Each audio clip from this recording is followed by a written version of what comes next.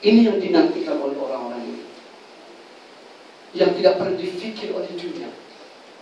Perdana Menteri katakan, janji ditepati. Tapi lebih sempurna daripada itu Tuhan. Ditepati pun datang itu janji sampai di sini saudara.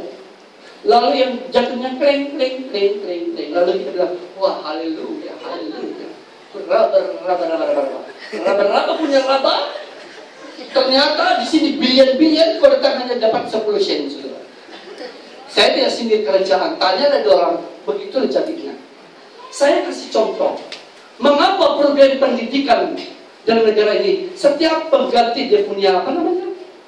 Menteri Pelajaran Pendidikan berubah lagi. Bahasa Inggris harus bahasa Malaysia sekarang. Bahasa Malaysia setelah itu kapok lagi. Bahasa Inggris balik lagi. Kenapa saudara? Kenapa istilah berubah? Tahu? Setiap program diumumkan akan keluar bilion-bilion. Tak ada program, tak ada anggaran. Saudara jangan bilang pastor itu khotbah. Saya tahu hampir kepada sum-sum kerajaan. Saya juga belajar politik, saudara. Politik Alkitab, politik umum. Kami juga belajar tentang pembuat punya undang-undang. Kami juga belajar tentang kedokteran. Ada banyak yang belajar. Waktu saya di Jakarta, dalam masa yang singkat, banyak yang saya jangkau dan saya capai. Jadi, politik Indonesia, politik Malaysia, politik Amerika sama saja. Kenapa harus naik, harus ini naik minyak?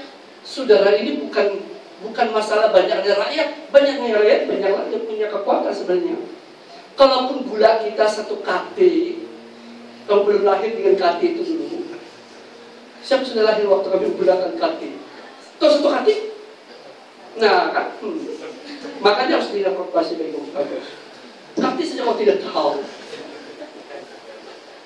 1 KT dulu 50 sen belakang saudara. Kalau sekarang sampai 50 sen tetap harga yang sama. No problem sebenarnya. Kenapa anggaran berubah? Semuanya karena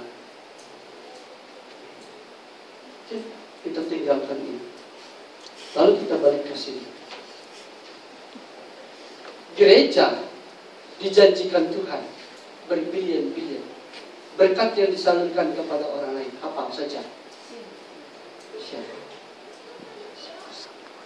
Hamba Tuhan diminta Tuhan jadi saudara berkat untuk memberkati jemaat. Sungguh-sungguh memberkati jemaat. Sungguh-sungguh memberkati jemaat. Sungguh-sungguh memberkati jemaat. Tetapi berkat apa yang kami umumkan di sini? Firman Tuhan kami sampaikan dengan betul supaya kamu menguntungkan saya. Bukan berarti saya tidak perlu makan, saudara. Apa ini? Persepuluhan. Saya bilang sama si Candi, tolong kasih dia persepuluhan. Karena si Candi lagi sedang kasmaran. Tidak masalah itu. Saya main-main saja. Main-main saja. Tapi kalau betul lah kenapa tidak? Saya memang support. Di tempat ini memang sungguh-sungguh sedia untuk memberkati orang. Iya. Teruskan.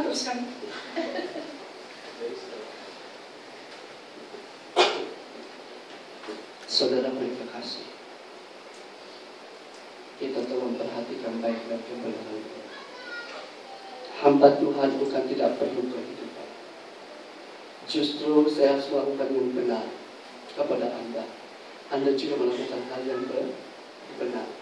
Kalau ternyata saya memberi yang benar kepada Anda, memberi pupuk-pupuk kebenaran yang tepat ini, tetapi Anda tidak mau menyalurkan berkat yang sebenarnya sesuai dengan firman yang engkau terima, nilainya, kuasanya, saudara, apa yang terjadi? Saya tidak datang untuk menyelidiki, tapi itu Tuhan yang tidak menghasilkan buah yang sebenarnya akan dipotong. lalu dibakar. Ini bukan tiba-tiba Yesus buat itu. Proses ini memang dilakukan oleh bangsa Israel. Pohon ara yang tidak menghasilkan buah memang ditebang, dibakar. Jadi ketika Yesus ucapkan itu, mereka tahu itulah persis hidup saya yang harus dibakar. Pernah dengar khotbah kepada firman Tuhan kutuk atau berkat? Berkat atau kutuk? Diberkati pun bisa jadi kutuk, saudara. Ketika ada diberkati, Tuhan tidak akan menahannya dan mengambilnya balik. Tetapi itu bisa jadi kayu api untukmu. Itu sebabnya firman harus diajar terus agar Anda terus menikmati berkat. Dan Anda terus menjadi berkat. Hai, halo. Pulang dari sini, jangan buka mulut sembarangan mulai hari ini. Datang kepada Yesus dulu. Mungkin Anda akan diserang, akan ditanya, apa sih rahasia di balik RCF? Adakah persepuluhan yang masuk ke bait Allah ataupun masuk kantong pastor? Diam saja. Kalau dia balik-balik tanya, katakan, bacalah firman Tuhan. Selesai. Ini bukan peraturan. Ini struktur yang ditetapkan Tuhan. Bukan kepentingan pribadi, tapi untuk kepentingan si pohon ara.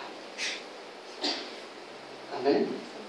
Ini pengawasan, ini penjagaan, keselamatan yang dilakukan oleh si pengurus. Siapa yang setia dalam usaha melakukan pekerjaan Tuhan, lalu ia bingkrang? Angkat tangan. Dipotong gajinya.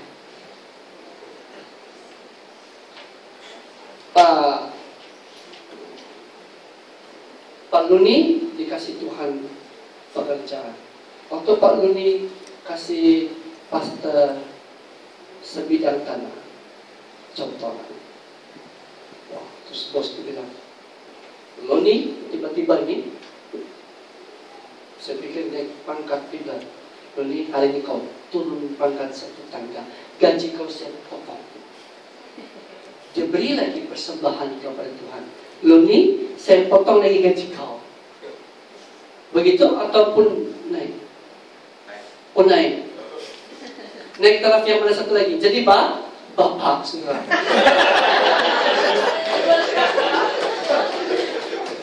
Diberkati justru berkat yang lain jadi bapak justru ya. Ada dua perkara saja Tuhan mau dia diuji. Pertama roh kebenaran.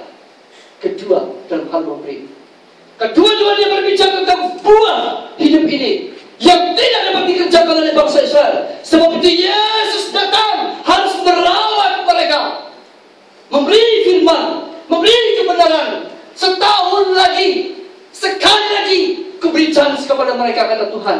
Kalau mereka tidak berbuah, potong saja, lalu dibakar.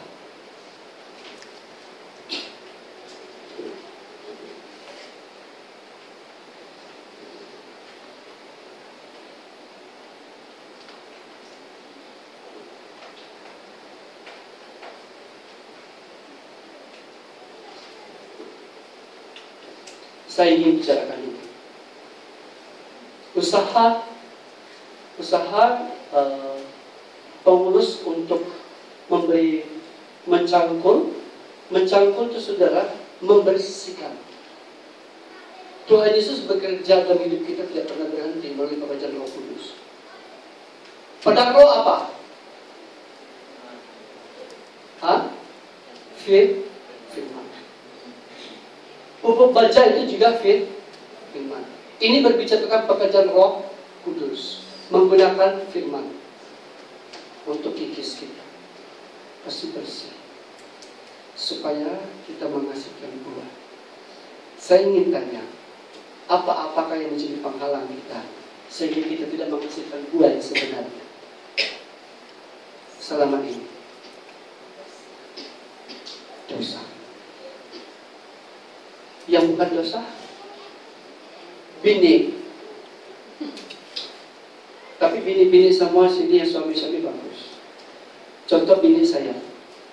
Bini saya bisa menjadi penghalang saya untuk berbuat sesuatu di sini sudah.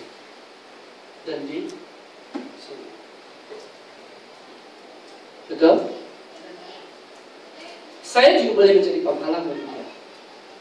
Atau anak-anak saya. Atau program saya. Atau budget saya. Atau cita-cita saya. Boleh menghalang saya untuk melakukan ini. Sehingga kekhawatiran kita makin besar. Besar budget, besar kekhawatiran.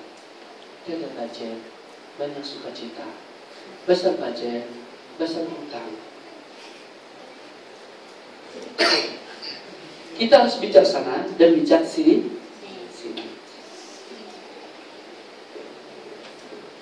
Untuk mengatur hidup kita, agar kita menghasilkan buah bagi Kristus.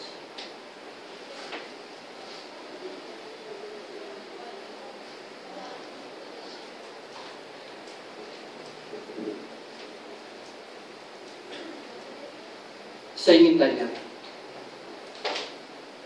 apakah kita menjadi berkat kawan-kawan kita tempat kerja? Apakah kita menjadi berkat bagi sesama kita di sini?